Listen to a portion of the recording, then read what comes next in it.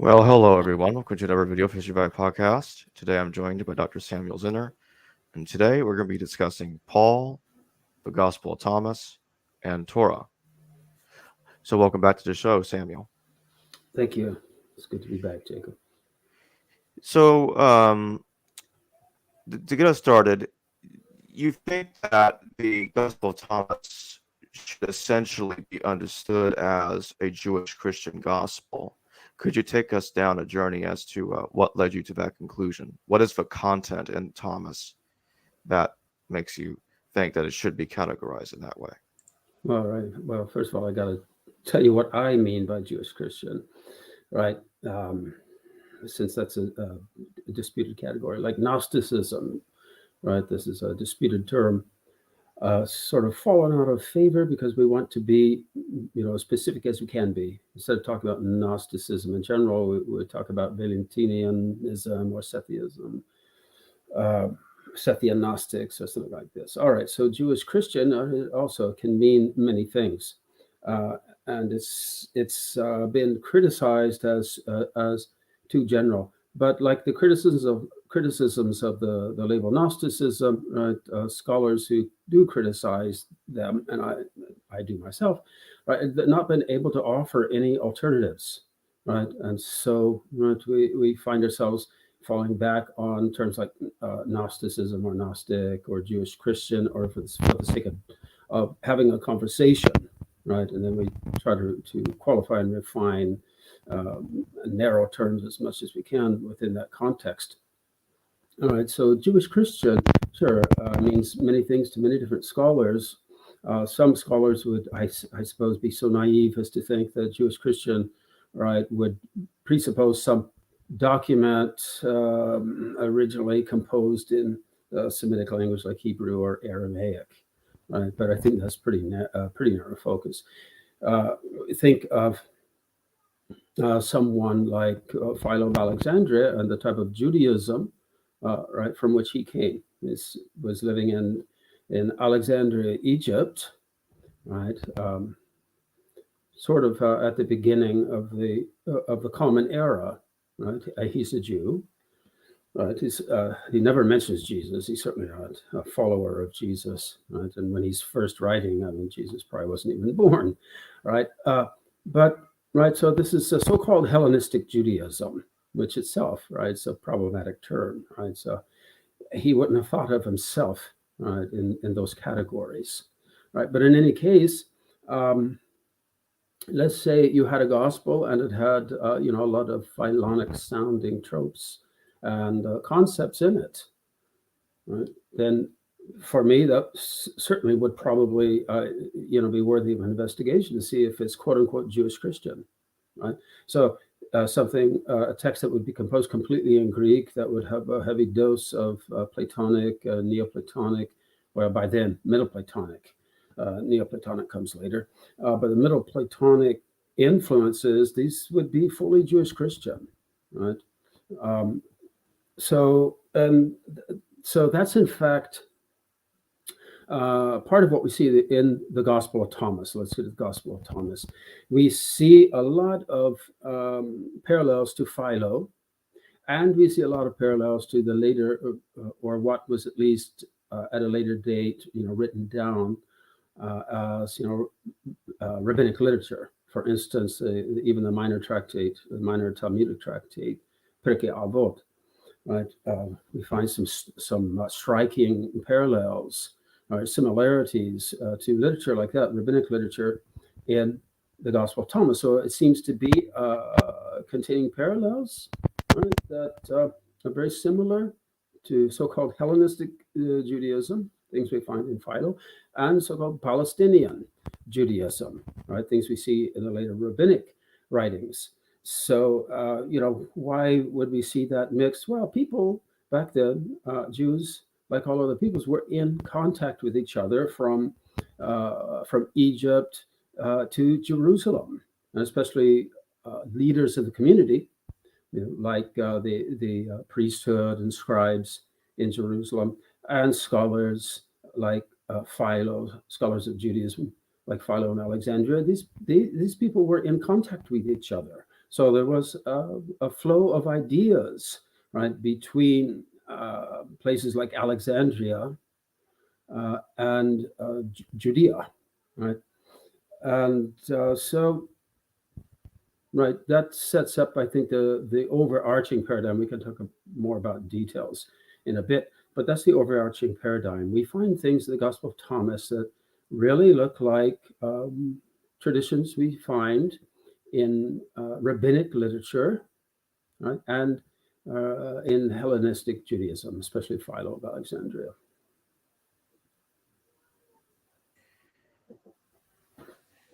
And why do scholars tend to look at the Gospel of Thomas as not being a Jewish Christian gospel? What do they see differently about it?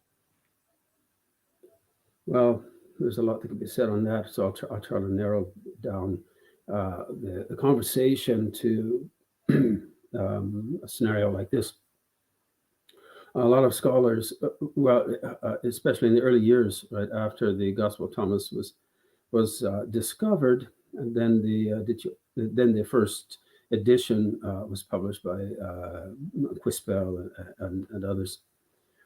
There were many articles, right, that scholarly articles that were being published, right, arguing that the Gospel of Thomas was a Jewish Christian gospel, or it contained Jewish Christian sayings, at least some, right, and then there was a counter argument that no, that's not possible because there's some Gnostic sounding ideas, right, in the Gospel of Thomas. And so a big debate began even about that. So a lot of scholars are sort of on board with that idea, but I think most scholars are pretty leery of seeing anything Gnostic in the Gospel of Thomas. And but we have sayings in the Gospel of Thomas that seem to attack prayer and fasting and circumcision, right? And so a lot of scholars would ask, well, how in the world could that qualify as Jewish Christian, right? And well, I think those arguments are very easily answered, and I think some fine scholars, some of them who happen actually, to be Jewish themselves, have offered some really, plausible argumentation about these types of sayings. For instance, in the Tanakh, in the Nevi'im, and the prophets, right, we often have a Semitic literary convention or technique, right, that's used in rhetoric, and one could call it many things. I like to call it denial for the sake of emphasis, or exaggeration for the sake of emphasis. For instance, some prophet may say, right, speaking in as a mouthpiece for God. So God speaking, I do not want sacrifice. I want mercy. I want justice. Well, right, this is an exaggeration or even a denial in order to get a point across. The author or a prophet doesn't actually mean to deny the validity of temple sacrifices. Right? It's just a literary convention, a rhetorical convention, which we could say overemphasizes a point, attacks a certain idea in order to bring to focus attention, right, more closely, more importantly, on another topic here, justice or mercy, right? And so there are many verses in the Hebrew prophets that attack the singing, right, that went on in the temple, the sacrifices that went on in the temple, many other things. And so if we took them all literally, we would think, well, God didn't want people to be singing, right? He didn't want people to be doing basically anything, right, other than practicing justice and mercy. And so because of the overwhelming importance of justice and mercy, this is why the exaggerations, the rhetorical exaggerations, are employed. And so this is what we're seeing when Jesus seems to attack prayer or fasting or giving of alms or circumcision in the Gospel of Thomas. What's happening is, I think, typical Jewish traditional rhetoric, right, is going on. So why would you want to attack the practice of prayer, giving to the poor, and praying, Well, it's in order to bring attention to explicating or illuminating the best ways or the correct ways to pray, right? For instance, right, in contrast to the bad ways of doing it, right? Showing off in front of other people, for instance, um, or giving alms for the sake of being seen, right? As an ego trip, right?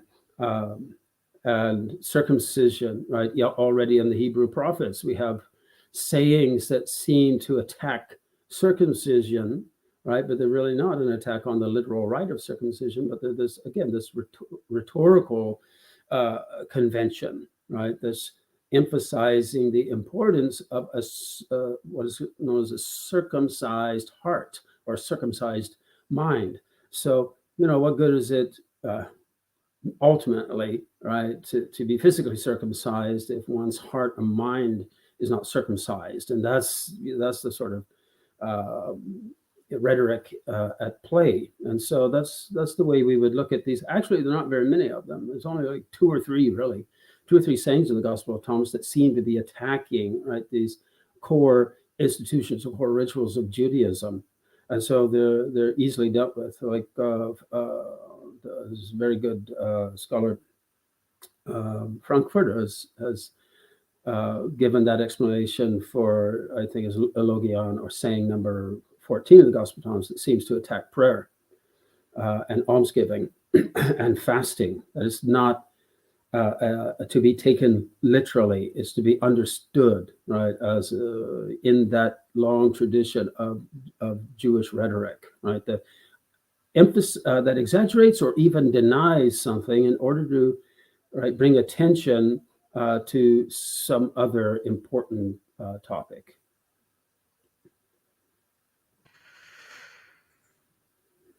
You elaborate on what's happening, and you were saying in the article, you say in the article that the Gospel of Thomas preserves in Logion 3 a midrash on the same Deuteronomy 30:11-14 passage that Paul in Targumic-like fashion reshapes in Romans 10. Are you saying that there's a link in some way between Paul and Thomas? And I don't think that you don't think that Paul knew the Gospel of Thomas. So is there like a common source or something that they're getting this from?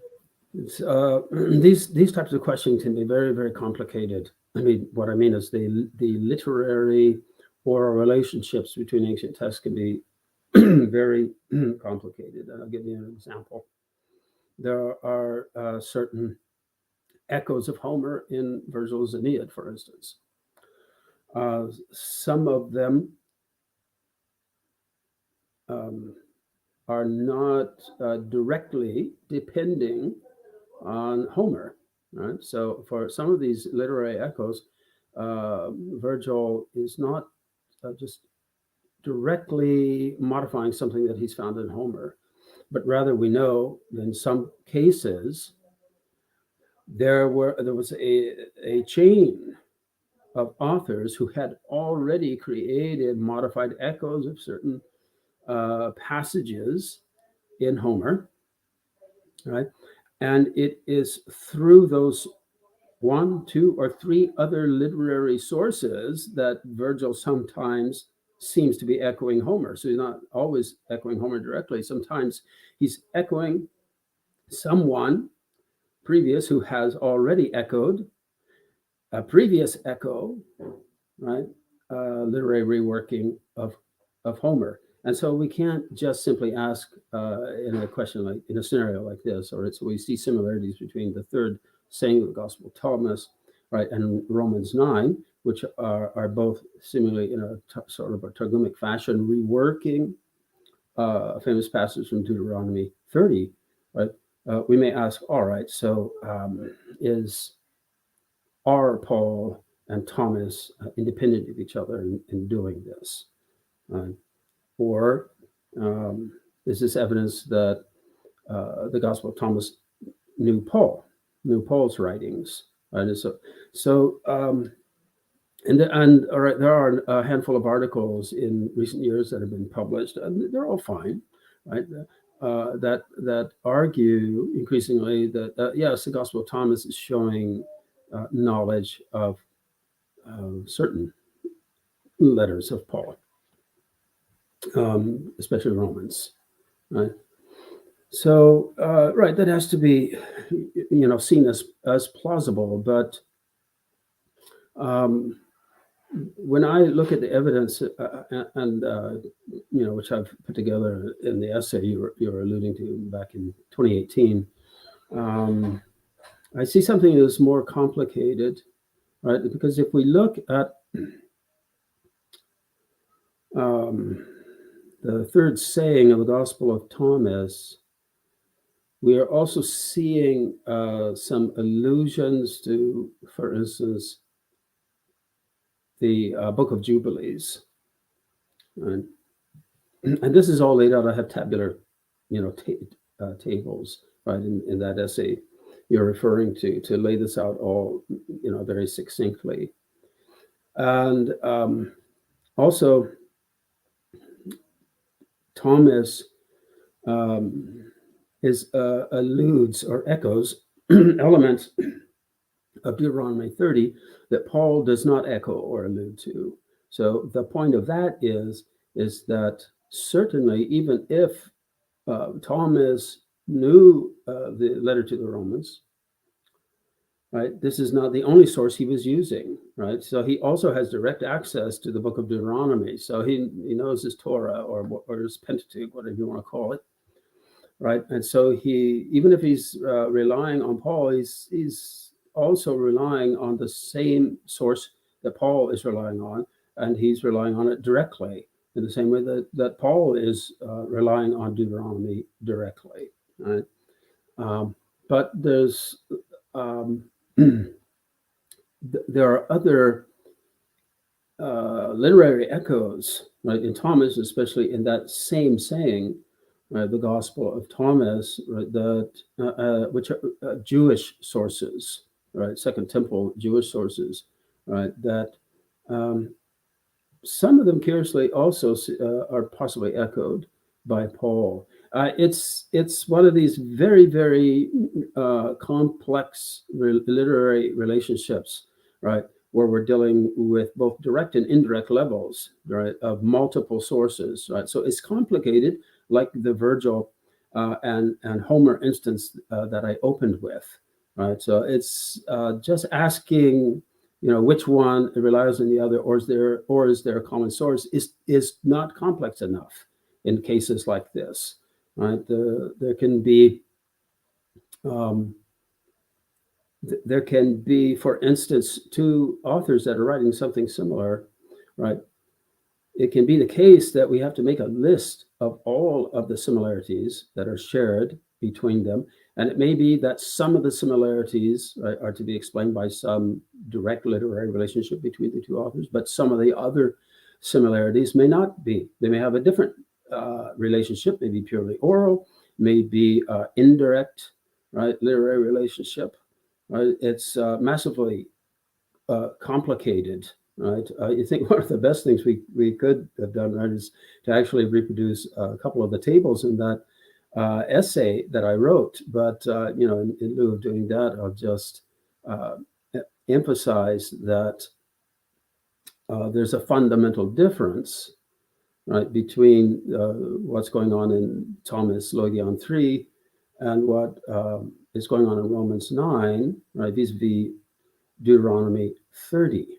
Right, so for Paul, everything is about Jesus, or about what he calls, Christos, the Messiah, and this is lacking in the Gospel of Thomas Logion 3. The emphasis there is the individual follower of Jesus, not about Jesus, but about the student, right, or the disciple of Jesus. The disciple of Jesus must know their own self.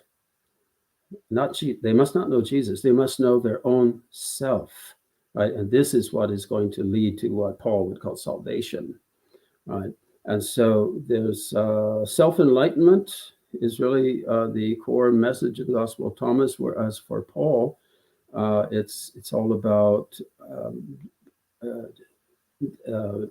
following, believing in, worshiping, or however you want to phrase it, right? The core of everything, the center of everything is Jesus Christ for Paul.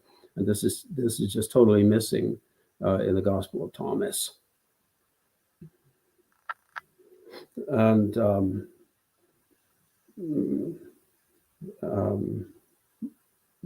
I can't quite see what you're putting up there. Let me put my reading glasses on.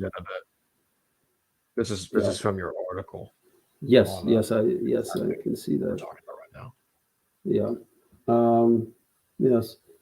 Well, anyway, yeah, they're depending on the version of it, because I continued revising it up until I think it was last year. There are a number of tables that I added, right, and showing, trying to document the complex relationship between Logion 3 and Romans 9, right, and that is far more complex than what scholars believe, who are arguing that Thomas 3 is just simply dependent on Romans 9. And some of these scholars are actually do say in their publications that Thomas did not know the so-called Old Testament at all. He's totally relying on Paul. He had never seen the book of Deuteronomy or anything like this, but this is clearly not the case. Clearly, the Gospel of Thomas is echoing aspects and details of Deuteronomy 30 that Paul leaves in silence. Right? And I would say that, again, say in Thomas saying 3, right, what is important is that the student of Jesus comes to know himself or herself, right? And so, but how is that done? Right? Well, that's done by, if you look at the beginning of the Gospel of Thomas through the first 3 sayings, and then you look at the last couple sayings of the Gospel of Thomas, you see what the whole Gospel of Thomas is all about, right? And that's a very important task, right, to undertake and to fulfill. That is to see what the Gospel of Thomas is all about. Because many scholars believe that it's just this hodgepodge of sayings of Jesus. First of all, contrary to the usual scholarly trope out there, the Gospel of Thomas is not a sayings gospel. This mythology developed, right, because of the interest in finding a gospel, right, that was primitive, like the hypothetical Q document, Quelle in German. Right, but if one goes through the Gospel of Thomas, one will see that a big chunk of it, right, is actually dialogue between Jesus and his male and female disciples. It's just not a list, right, of over 100. Oh, Jesus said. No, it's Jesus said, and then his disciples said back to him, and then he answered. Right, so it's a conversational gospel to a large extent. Right, and anyway, so. And what is that conversation all about? It's about understanding the Hebrew Bible, or especially the Torah, according to Jesus' interpretation, right? According to Jesus' interpretation of it. And so if one understands, right, this specific interpretation of the Torah or of the Pentateuch, then what happens? Well, the result of that, the achievement of that, is expressed with various syntagms, or phrases or tropes that are all ultimately equivalent, and that's what many scholars overlook. So what I mean is, when in the early part of the Gospel of Thomas you read, all right, these are the secret sayings of Jesus, and Judas the twin wrote them down. All right, so whoever finds the meaning of these hidden sayings, now note well, he doesn't say the secret meanings of these sayings. He says the meaning of these secret sayings, right, will not taste of death, right? So will not taste of death. And then, right, the second saying sort of culminates in reigning, right? So ruling in sort of like in the kingdom. And the third saying is about entering the kingdom, right? And you enter it through a proper understanding and exegesis of the Torah or the Pentateuch as interpreted by Jesus. And then the last couple sayings of the Gospel of Thomas also talk about entering the kingdom, right? And one of the ways of entering the kingdom also is to undergo this process of unification between the masculine and feminine, right, aspects of humanity or of human nature. All right, so we put that all together, and also the theme of self-knowledge in Logion 3. All of these are semantically equivalent syntagms. That is, to know, to properly interpret the Torah as interpreted by Jesus, right? To enter the kingdom, to know oneself, etc. These all mean the same thing. They're all equivalent. To enter the kingdom, to know yourself, to transcend the binary of masculine, feminine. So all of these tropes, right, that are found throughout the Gospel of Thomas are basically equivalent syntagms, and this is what gives coherence to the entire Gospel of Thomas. And it really is about exegesis, right? Understanding the Torah as interpreted by Jesus. What do the commonalities that exist between Paul and the Gospel of Thomas tell us about the writer of the Gospel of Thomas? Does it inform us what kind of theology he upholds? Sure. The commonalities in the sense of similarity in wording at times, but there's really little common doctrine shared between Thomas and Paul. For instance, right, what we've been talking about, Romans 9 and Thomas Logion 3's treatment of Deuteronomy 30, right? They're dealing with the same text. There's some similarity in expression, and yet they're two diametrically opposed theologies at work. First of all, there's no Christology in the Gospel of Thomas, right? And many authors, many scholars today, talk about the quote unquote Christology of the Gospel of Thomas. Well, Jesus is never called the Christ once. Right? In the Gospel of Thomas, in the Gospel of Thomas, there is no Christology in the Gospel of Thomas.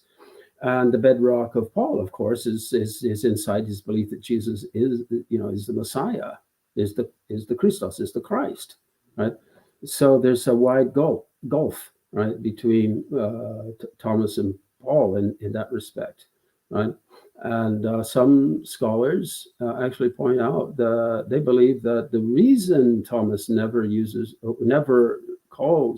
identifies Jesus as Christ is that this is another sign of his anti-Judaism, right? Since Christ or Messiah is a Jewish, and Mashiach is a Hebrew word, right? But there's another way of looking at it, and that is that this could be evidence, right? Reflecting an early.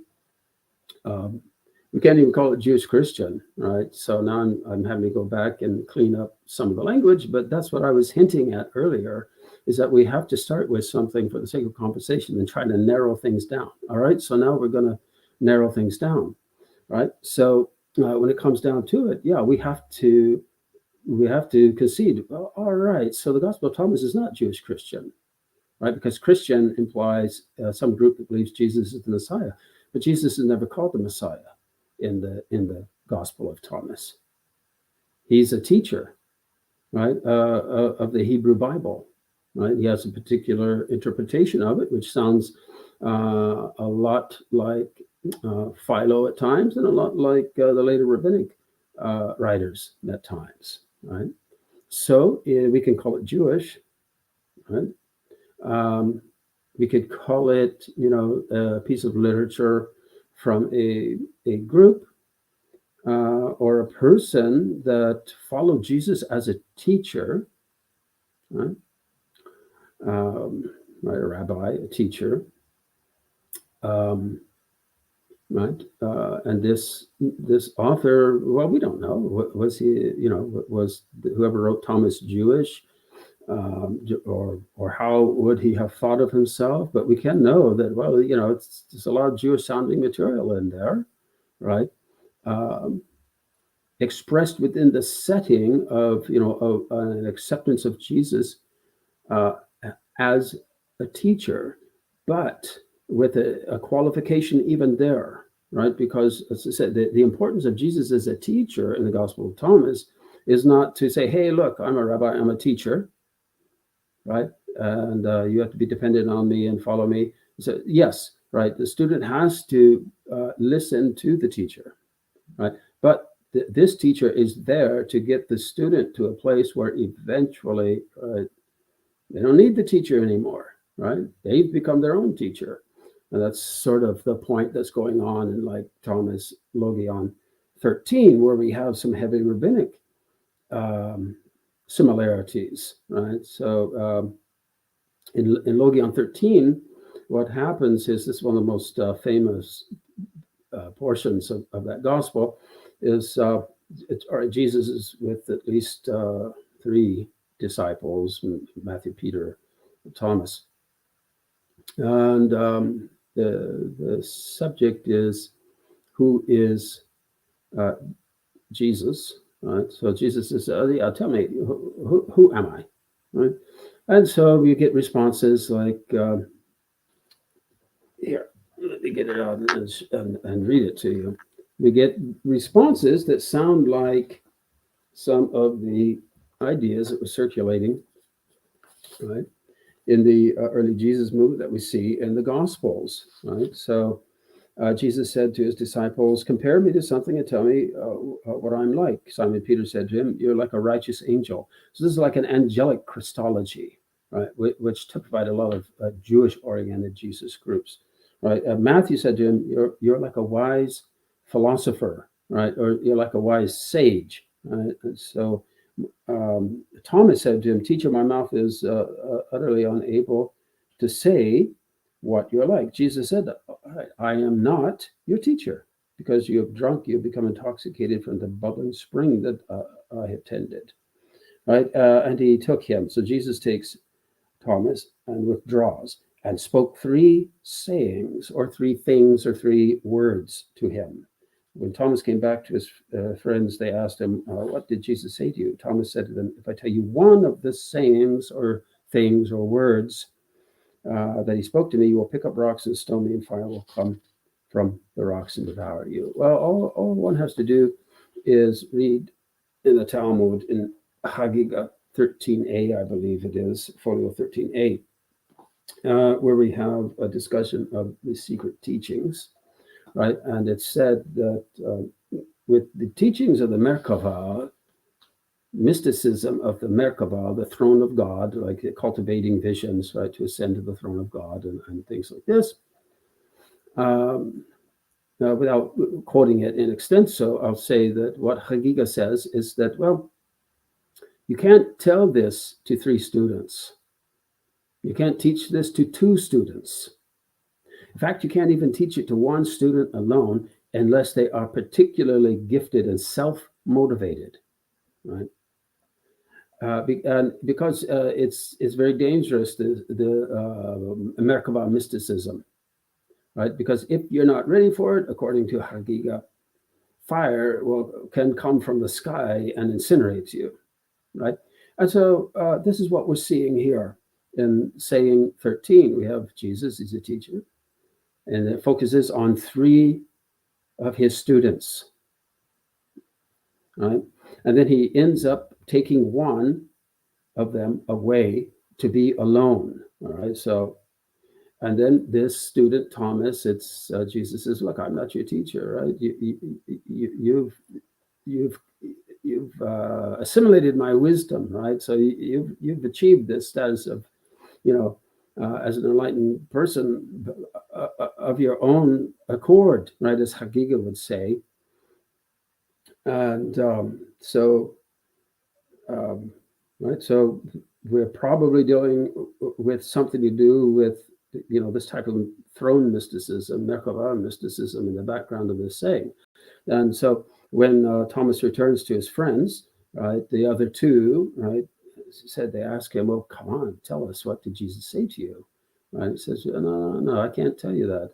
If I told you even 1/3 of what he told me, all right, you're going to try to stone me, right, as a blasphemer, right? And you'll be incinerated by the fire that comes out of those rocks, right? So the whole thing is strikingly similar to the whole teaching of Hagiga, the Talmudic treatise Hagiga, on Merkava mysticism, right?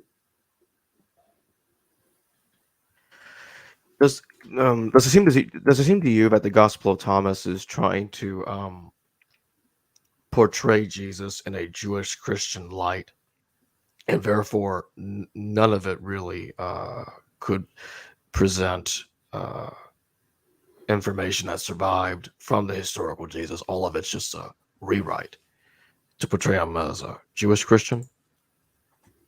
Well, sure, that's always possible, right? If anyone who's aware of the literature on the Gospels and early Christianity will know that one of the ideas is that, the Jesus movement. I mean, if you take seriously the Synoptic Gospels, right, the Gospel of John, the idea there, which I don't, but if one does, right, then all right, so Jesus is sort of this rebel, right, against Orthodox Judaism. And then after he's crucified, his brother James takes over the movement and gets rid of all of that rebelliousness that typified his brother, his crucified brother, and starts to bring the Jesus movement back into line with traditional Judaism, right? So a lot of scholars would buy into that. I don't. I personally think that what we can know, right, most confidently on a historical level is we know about not necessarily Jesus, but what we know about his brother James, right, from the letter to the Galatians, right, from Paul. And so we know, right, that the James, as the brother of Jesus, was sort of leading this group, this Jesus movement, at least the section, right, or the part of it comprising Jews of various stripes, right, Semitic speaking Jews and Greek speaking Jews, which led to some conflict. But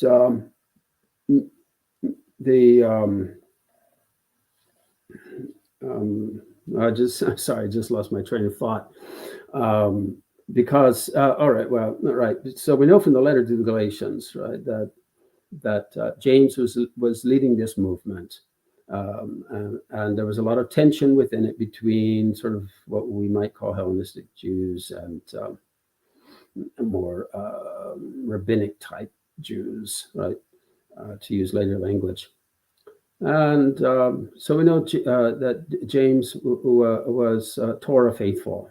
We'll put it that way to make it very simple. We know that from, I think, Josephus as well, even though the difference of interpretation there in his account about the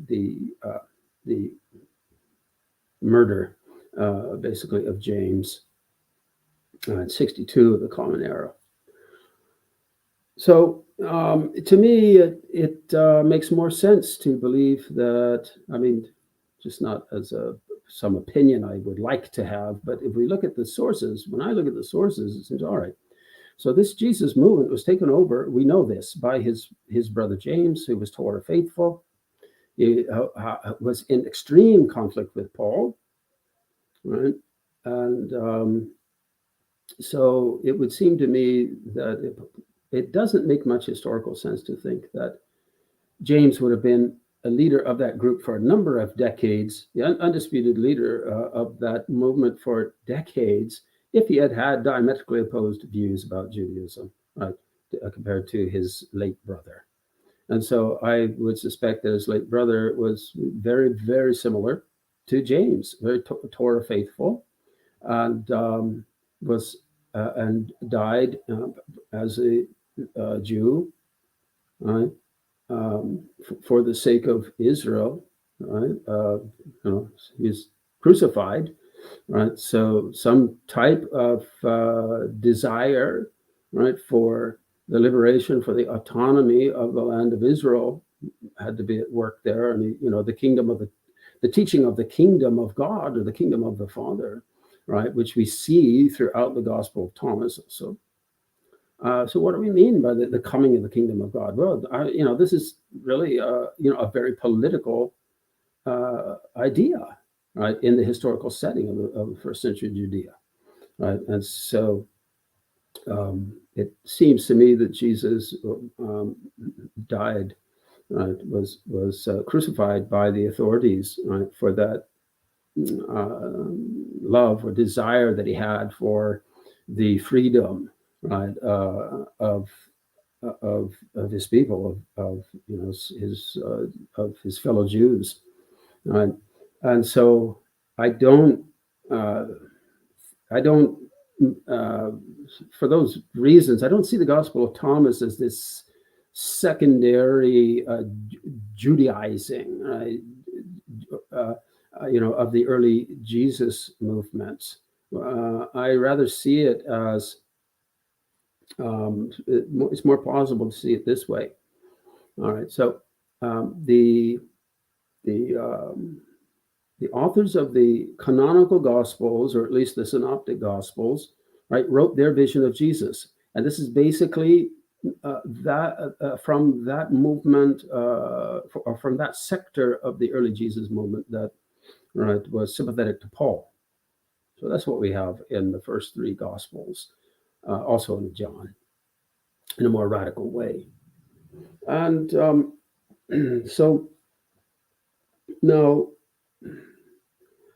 there was a reaction, right, against, right, these documents, right, against the literature of the early Jesus movement, right, that was sympathetic to Paul, or following Paul.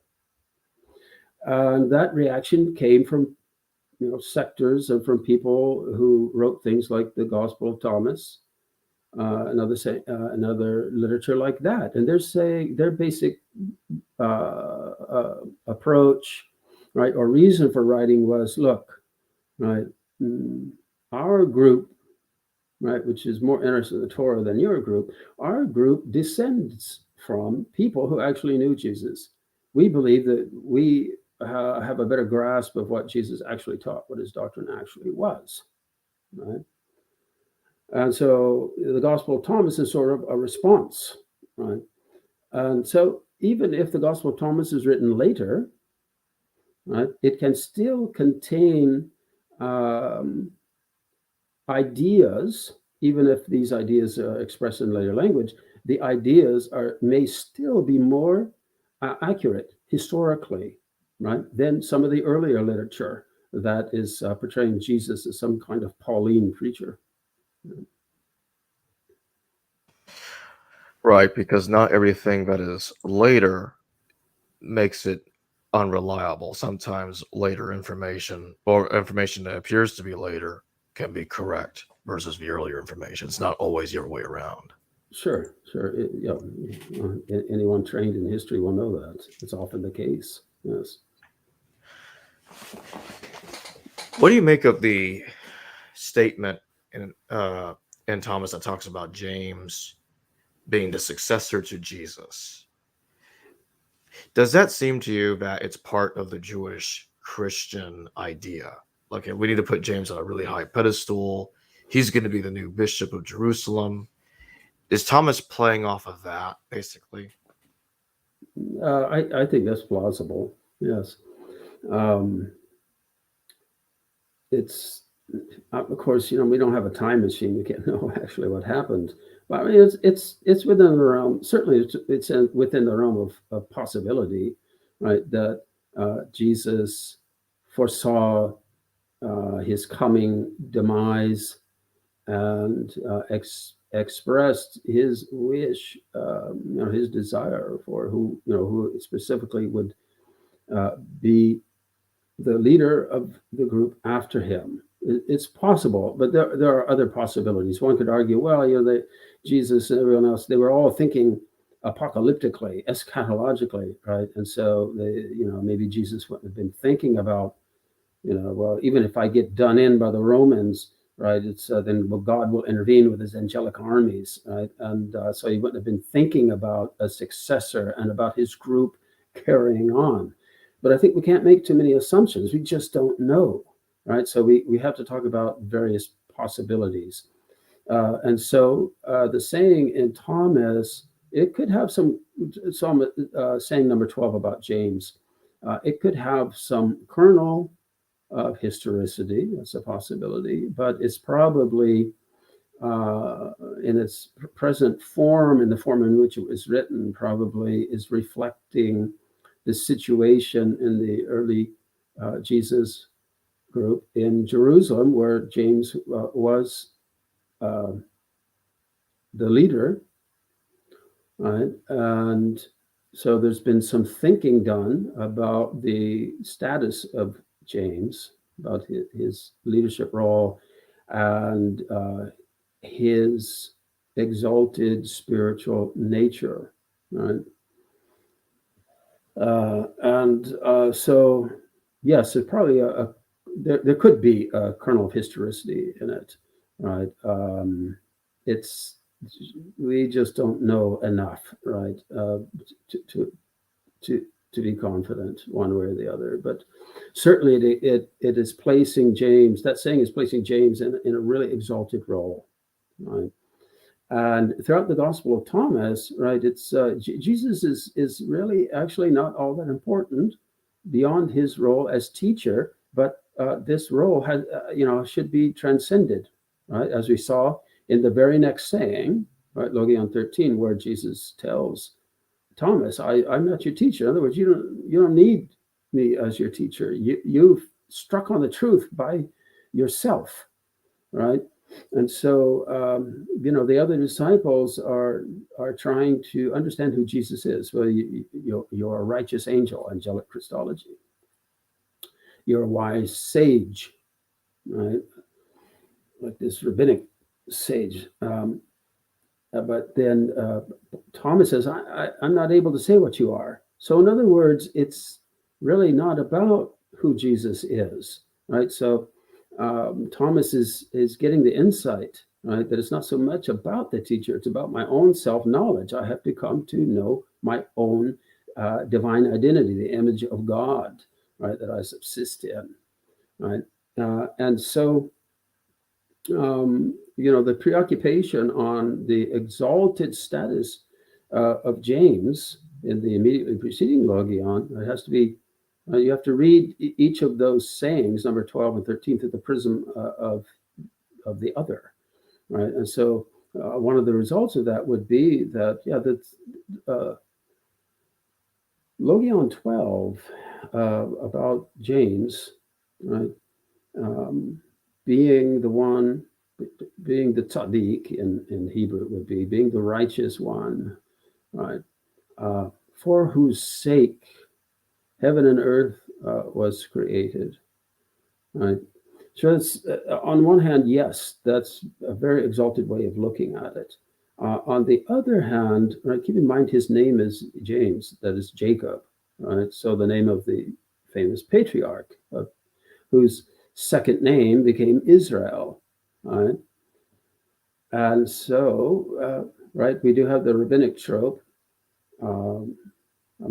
Even in first century documents like Fourth Ezra, of Israel, of the world, that's the heavens and the earth, the world being created for the sake of Israel, for the sake of the people of Israel, right? And so, in a sense, what we see in Thomas Logion 12, about this exalted status of Jacob, right, for whose sake heaven and earth came into being. Well, right, so for the follower of James, right, in that setting of the early Jesus movement in Jerusalem, right, the goal of the followers of James would be also to realize that as Israel, as members of Israel, as Israelites, the heavens and the earth, right, were created for our sake as well, and just not for James the righteous, right? And so in other words, there's a more democratic, a pluralistic way of understanding that saying.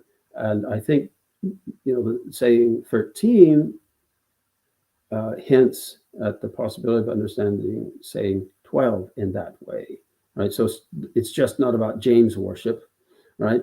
Just as in the rest of the Gospel of Thomas, there's really no Jesus worship. It's about the individual follower of these types of sages, right, coming to find and recognize their own divine identity. And what do you make of the alleged parallels between Thomas and Gnostic teachings? If the parallels are strong, is that an indicator in any way that some Gnostic ideas could be ideas repurposed from Jewish theology? Well, of course, there are some Gnostic sounding phrases there, but I mean, that's to be expected because we have this document only complete only in Coptic translation from a group of writings in the Nag Hammadi library, which was full of various Gnostic groups' writings. And so what we have to be careful about is, all right, so if we find something that smacks of quote unquote Gnosticism in the Gospel of Thomas in this Coptic document, right, is this a part of the original text, or is it something that was added later by the scribe who was interested in Gnosticism? It would be surprising if a Gnostic scribe did not impose some of his own ideas and change some of the wording when he was executing this. And when we compare the Gospel of Thomas in the Greek fragments and then in the Coptic text, we do see a lot of divergences. So that leads us to be humble, and exert some caution, exercise some caution, right? So we really can't be too confident about much of what we say about the Gospel of Thomas because we don't have the quote unquote original text. We only have fragments in Greek. So, did Thomas know the Gospel of Luke?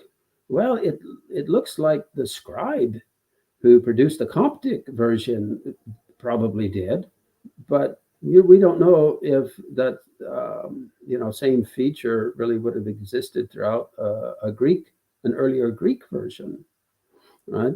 So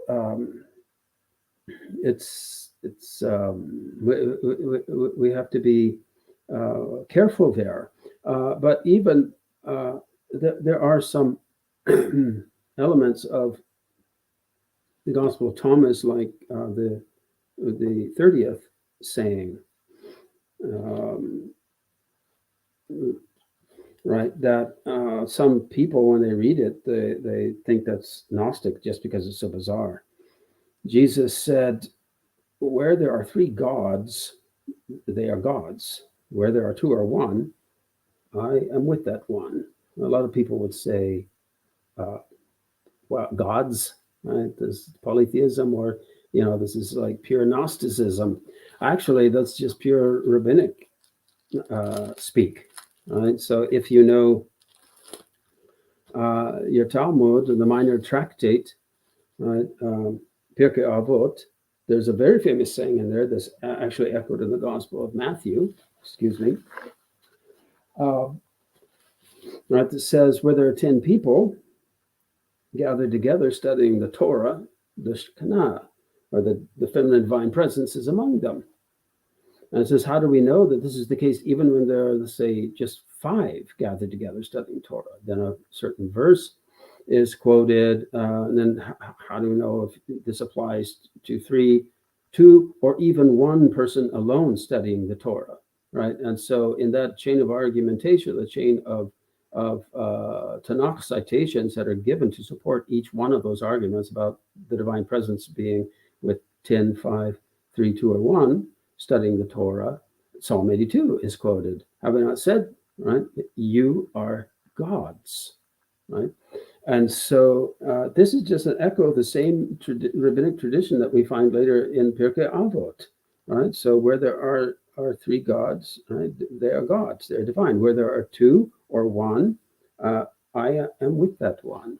So, right, so Jesus here in that saying is sort of taking the place of the divine presence in the rabbinic text, right? The divine presence is with them. And here is saying, I am with them. So sort of a stand-in, right, for the divine presence. But anyway, so the talk of gods, right, may sound Gnostic right off the bat, but it's purely rabbinic.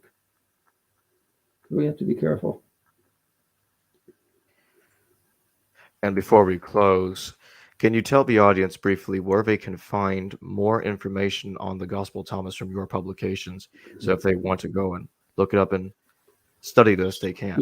Sure. Well, you just go to academia.edu, and my page there is Samuel Zinner. Of course, my old book I published back like in 2010, 2011 with the Matheson Trust. That you can get that from Amazon, but you can also get an updated version of that for free, right, on my academia.edu page.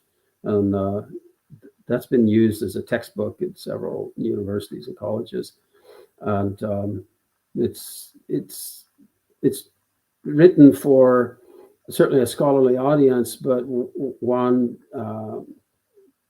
that also keeps in mind a wider audience as well. So you don't have to be a scholar, right, to read that book. I don't think I used any foreign font in it, right? I think I transliterated and explained just about everything. So it's not really technical, right? And there's a lot of exploration of ideas, right, and interpretation, right, of the Gospel of Thomas, along with the various rabbinic parallels, but also later esoteric Islamic sort of Sufi and Shia traditions, where we see reverberations of this Gospel of Thomas right through the centuries, even there, right, in Islam. Right, for instance, also this emphasis on self-knowledge, right? Anyway, one would have to read the book to see what I'm talking about, but in any case, you can go to my academia.edu page.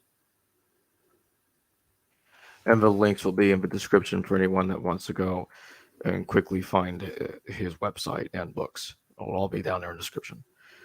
Well, thanks for joining me today, Samuel. Wonderful talking to you again. Yes, my pleasure. Thank you so much, Jake.